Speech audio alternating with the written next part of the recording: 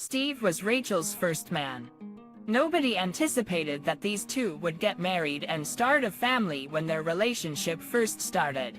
Their first year together was like a honeymoon, but after that the romance faded, the rose-colored glasses came off, and Rachel started to find things in her spouse that irritated her. She was particularly displeased with her husband's lack of ambition to advance in his profession. Steve had remained in his current role for an extended period with no inclination to seek advancement. The fact that it didn't pay as much as Rachel would have wanted was the main source of her discontent. She looked at her friends whose husbands were financially successful, fueled a sense of envy within her. After another fight with Steve, Rachel called her friend and suggested that she meet her friend at a bar somewhere for a few drinks and a breather. Over the course of several hours, Rachel poured out her grievances to Monica. She was so angry with her husband that she couldn't contain her anger and found herself leaping up and down in her chair as she recounted the reasons for their disputes. "Doesn't he grasp that I aspire to a lifestyle like everyone else? While he contentedly sits on his meager salary indifferent to any desires," the woman exclaimed indignantly. Monica nodded along to everything her buddies said, listening without interjecting. Monica cautiously remarked, "I can offer you a part-time job. It pays decently." The woman shared that she had been employed at a men's spa for half a year, mentioning that the earnings were quite substantial. Winking at her friend, she revealed, "I've already saved up for a car." Monica proceeded to elucidate the intricacies of the job, while Rachel listened in astonishment. Never before had she wondered how things worked in places like this. She listened to her friend's story and agreed to consider the offer. She phoned Monica back a few days later and requested an interview. Rachel immediately began to plot how she would earn more than her spouse and show him how to accomplish it. Of course, she didn't inform Steve of the upcoming new job. He didn't need to know about his wife's income sources. A handsome guy of approximately 35 represented the salon's administration during the interview. He identified himself as Phil. They chatted in his office for a time, going over various parts of the work and other intricacies. She conveyed to her prospective employer that she wasn't prepared to depart from her current official position, making it impossible for her to commit to full-time employment at their salon. The man furrowed his brow but concurred with a nod. Finally, Phil said that he liked Rachel and offered her a 2-week internship opportunity. Leaving the salon, the woman dialed Monica's number right away to share the outcome of her interview. Her friend was happy for her. Rachel pondered on how to convey to Steve that she would be working until 9 o'clock at night twice a week.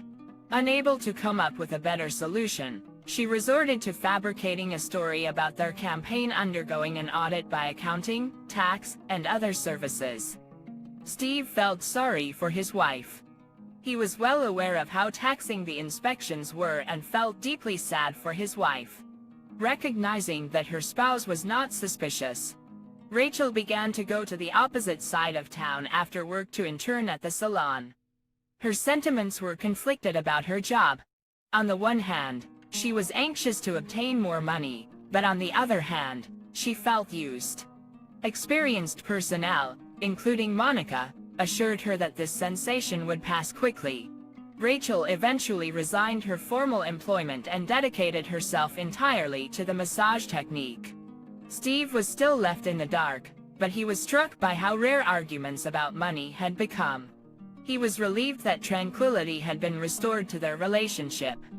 However, one day Rachel experienced an unfortunate incident at work. A client rejected her services, requesting a different masseuse. The incident deeply affected her, catching her off guard as it was the first time such a thing had occurred, and she hadn't anticipated it happening at all. After the session, she observed the man securing a discussion with Phil in the office, spanning a considerable duration. In the evening, Steve informed her that he needed to visit his parents in another city for a few days. When Rachel questioned what was wrong, he blew it off, claiming it was nothing more than paperwork. The woman didn't feel particularly bothered by her husband's absence from home. It must be noted that she had grown somewhat distant from him while working at the spa. When she married Steve, she lacked any basis for comparison, having never socialized with other men. At that time, Steve appeared to be the most suitable choice for her. Now, as she found herself consistently interacting with other men, she couldn't help but compare her husband to them regularly. The outcomes of these comparisons didn't always favor Steve.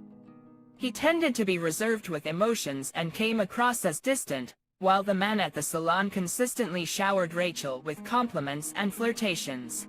Generous clients spared no expense in leaving substantial tips for her. Following the session, Rachel privately indulged in fantasies about a wealthy client falling in love with her someday. Dave remained in town at his parents' house while Rachel, in the midst of preparing for her next session, was at work. When the receptionist said that a guest had come and that Rachel should hurry up, she looked in the mirror. She looked stunning as always. Then she opened the door to welcome the man in, but the words were stuck in her mouth as she saw who was standing in front of her. It was her husband. Steve appeared to be both sad and enraged. He was clearly saddened that the thing his old friend had told him was true. They exchanged silent glances. The receptionist couldn't figure out what was wrong. She had no idea Rachel had a spouse, so she became irritated when Rachel was delayed and kept the clients waiting. "Rachel, please guide Steve to the office," she whispered with a glare directed at the masseuse. At this point, the man teared up and started yelling. It was a side of him that his wife had never witnessed throughout their years of marriage. His screams were filled with curses, hurling a barrage of unflattering remarks at her.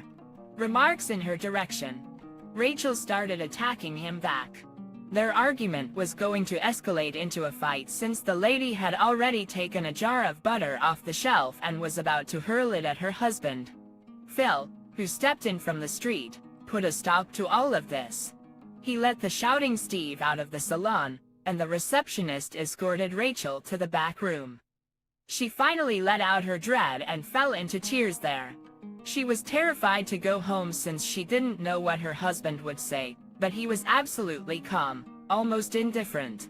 "I didn't believe Elliot when he said he saw you in that salon, so I sent him away," Steve said, lighting a cigarette in the kitchen. Rachel sat on the chair without taking off her clothes. She glanced at her spouse and realized she had no feelings for him. She wasn't sad. Steve found out. In fact, she was relieved he did. She realized who had informed him about Rachel's workplace. It was the same client who had rejected her a week before. Steve's wife had never seen an old high school acquaintance of his before. She felt grateful to him deep down. He achieved what she never had the courage to do. They divorced and moved to different parts of the city. Rachel chose an apartment near the salon where she continued to work. After that, she had no serious relationships with men, and her dream of a rich client in love with her remained just a fantasy. Thank you for listening to the story to the end, and if you like it, please support us with a like as well as subscribe to our channel. Write in the comments what you think about the story.